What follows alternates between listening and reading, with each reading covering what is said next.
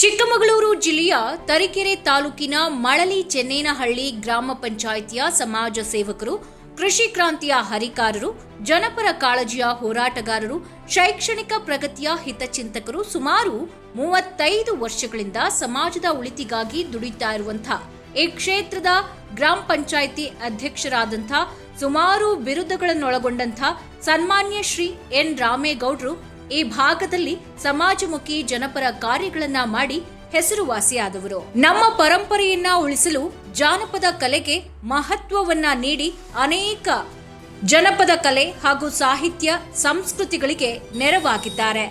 ಇನ್ನು ಗ್ರಾಮ ಪಂಚಾಯಿತಿಯಲ್ಲಿ ಕ್ಷಯ ನಿರ್ಮೂಲನೆಗಾಗಿ ಜಾಗೃತಿ ಅಭಿಯಾನದಂತಹ ಮಹತ್ವದ ಕಾರ್ಯಗಳನ್ನ ಗ್ರಾಮ ಪಂಚಾಯಿತಿ ವ್ಯಾಪ್ತಿಯಲ್ಲಿ ಎನ್ ರಾಮೇಗೌಡರು ಮಾಡಿದ್ದಾರೆ.